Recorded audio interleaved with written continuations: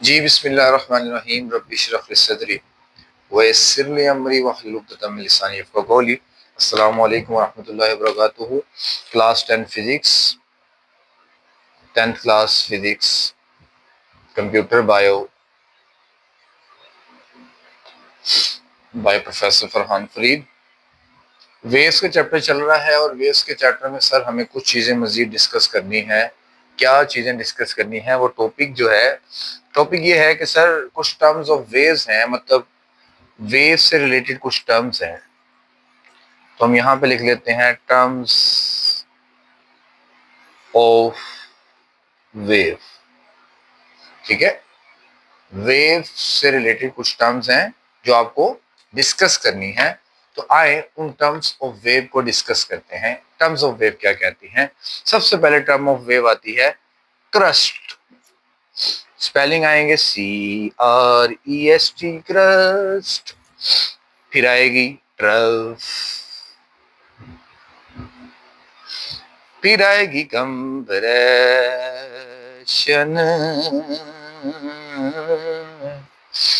और फिर आएगी रेयर के साथ फ्रैक्शन।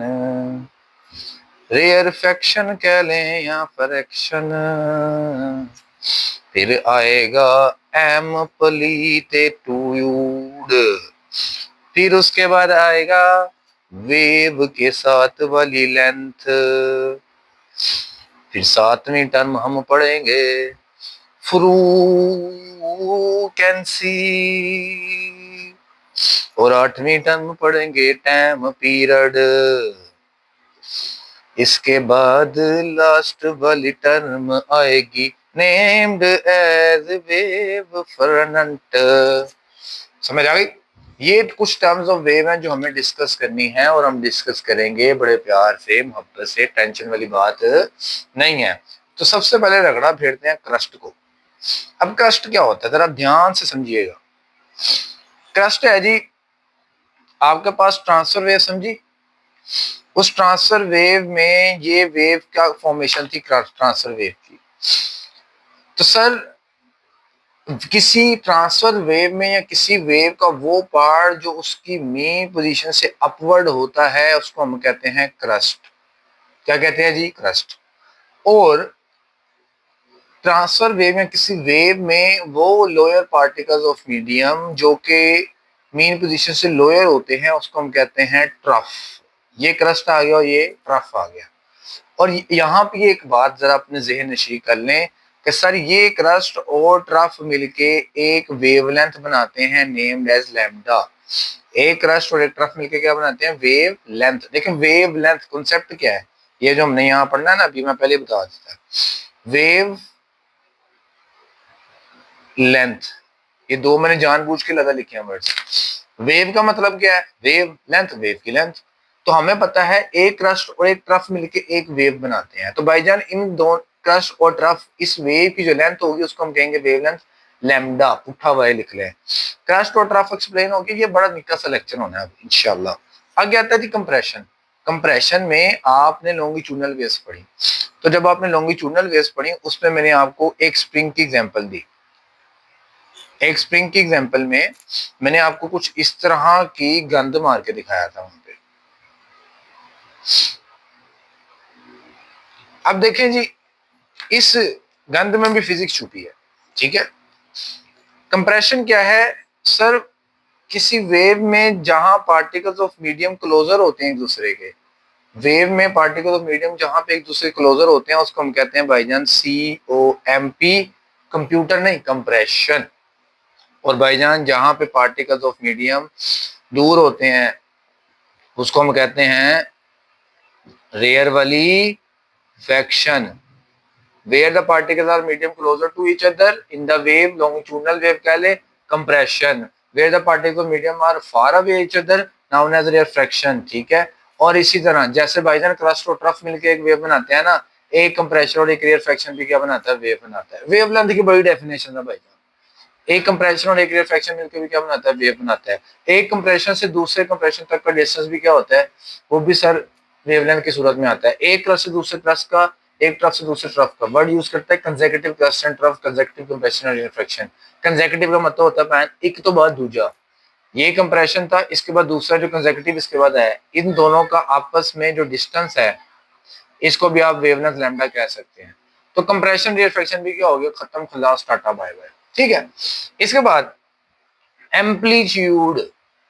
एम्पलीट्यूड की सिंपल डिफाइन अपने दिमाग में बिठा लें कि सर किसी वेवलेंथ का अपनी डिस्प्लेसमेंट से मैक्सिमम, अपनी मीन पोजीशन से मैक्सिमम डिस्प्लेसमेंट, किसी वेव का अपनी मीन पोजीशन से मैक्सिमम डिस्प्लेसमेंट जो है वो उसका एम्पलीट्यूड कहलाएगा। ठीक है, क्या कहलाएगा जी, एम्पलीट्यूड कहलाएगा। ये फॉर एग्जांपल मीन पोजीशन है, इसको मैंने यहां से फॉर एग्जांपल ये इसकी मीन पोजीशन है, मैंने स्प्रिंग को पकड़ के खींच दिया। ठीक है, फर्स्ट चलिए मैं आपको न्यू डायग्राम बना देता हूँ अपने प्यारे मुबारक हाथों से। एक स्प्रिंग था, एक स्प्रिंग को मैंने पकड़ के काफी ज्यादा खींच दिया। अब ये इसका मेन पोजीशन से जितना मैक्सिमम डिस्प्लेसमेंट है, डिस्प्लेसमेंट आप निक्की क्लास में 9वीं में पढ़ के आए हैं, अब ये जो मैक्सिमम डिस्प्लेसमेंट है इसकी मीन पोजीशन से, उसको हम कहते हैं भाईजान एम्पलीट्यूड। बेटे आपने नहीं हिलना, आपने जस्ट लेक्चर रिकॉर्ड करना है। ठीक है, तो ये क्या आता है, एम्पलीट्यूड आता है। अच्छा, एम्पलीट्यूड के बाद वेवलेंथ मैंने आपको यहाँ पे समझा दिया पहले से। ठीक है, फ्रीक्वेंसी। फ्रीक्वेंसी क्या है भाईजान, frequency very very very very very very very very easy easy easy. Frequency क्या होती है, फ्रीक्वेंसी कहती है भाईजान मैं वो चीज हूं, नंबर ऑफ लो पांडे है, टींडे है, प्याज है, number of vibration divided by time is equals to frequency. Frequency actually में होती है बेटे number of cycle divided by time, number of vibration divided by time. अब ये वाइब्रेशन साइकिल क्या है, फॉर एग्जांपल मैं आपको इनसे हटके एक पेंडुलम के एग्जांपल समझाता हूं। ये देखें, ये आपके पास होता है पेंडुलम, बन जा। ये पेंडुलम को मैंने यहां से उठा के इस पोजीशन पे ले गया, पोजीशन ए पे। ये पोजीशन ए पे जाकर मैंने लीव किया, ये यहां से होता होता इधर आ जाएगा। ठीक है, जब ये यहाँ से तब इधर आएगा, वापस इस पॉइंट पे जाएगा, इसकी एक वाइब्रेशन कंप्लीट हो जाएगी। ठीक है, आपने जिस पॉइंट से छोड़ा, इस पॉइंट से छोड़ा, ये घूम घूम कर इधर गया, इधर से वापस जब इधर आएगा तो इसकी वन वाइब्रेशन क्या हो जाएगी, कंप्लीट हो जाएगी। तो नंबर ऑफ वाइब्रेशंस मतलब इसकी नंबर ऑफ वाइब्रेशन को जब मैं टाइम पे डिवाइड करूंगा, मतलब फॉर एग्जांपल मैंने इसको यहाँ से लीव किया, ये 10 बार यहाँ से यहाँ आया वापस। ठीक है, तो इसकी नंबर ऑफ वाइब्रेशन आ गई 10, नंबर ऑफ वाइब्रेशन 10 आ गई। और इसमें टाइम कितना लगा, मैंने कहा जी 5 सेकंड, 5 सेकंड का टाइम लग गया। तो फ्रीक्वेंसी आ गई 2 हर्ट्ज की। हर्ट्ज क्या है, फ्रीक्वेंसी का बेटे यूनिट है। और यही फ्रीक्वेंसी जो है आपके पास next very very next important question आएगा, पॉइंट आएगा कि sir frequency is inversely proportional to time period. ये टाइम पीरियड आगे आ रहा है ना, टाइम पीरियड क्या है, टाइम पीरियड है कि sir a time required to complete one vibration, एक वाइब्रेशन को कंप्लीट करने का जो टाइम रिक्वायर्ड है, यहाँ पे निक्की सी डेफिनेशन थोड़ी अंग्रेजी लिख लेते हैं, टाइम टू रिक्वायर्ड कंप्लीट या time required to complete one vibration about mean वाली पोजीशन। मीन पोजीशन है कि सर जब आपने पेंडुलम को डिस्प्लेस किया, डिस्प्लेस करने से पहले वो किस पॉइंट पर था, ये इसकी मीन पोजीशन है। अबाउट मीन पोजीशन ये हम कहते हैं time period. Time period frequency, frequency time का इनवर्सली प्रोपोर्शनल है। इनवर्सली प्रोपोर्शनल का मतलब क्या है, जितना टाइम ज्यादा होगा फ्रीक्वेंसी उतनी कम होगी, और जितना टाइम कम होगा उतनी फ्रीक्वेंसी ज्यादा होगी। फॉर एग्जांपल के तौर पे अभी मैंने कहा 5 सेकंड लगते हैं 10 वाइब्रेशन को, अगर यही पेंडुलम हो वो 2 सेकंड करे, तो सर अगर 5 सेकंड लगते हैं, ये मैंने 5 सेकंड वाला सोल्व किया है, अगर 2 सेकंड की बात चल रही है तो 2 सेकंड का मतलब ये है कि 10 वाइब्रेशन 2 सेकंड में होती है, तो फ्रीक्वेंसी क्या होती है 5 हर्ट्ज। टाइम कम हुआ फ्रीक्वेंसी बढ़ गई, यहाँ पे टाइम ज्यादा था फ्रीक्वेंसी कम हो गई, तो that why the frequency is inversely proportional to time period. और लास्ट पॉइंट आता है बेटे फ्रीक्वेंसी में वेव फ्रंट।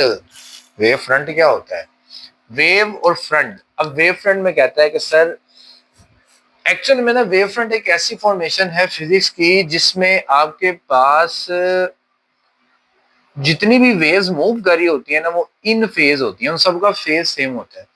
अब ये फेज सेम क्या होना है, ये डीएचए का फेज है, कौन सा फेज है ये समझ ले जरा।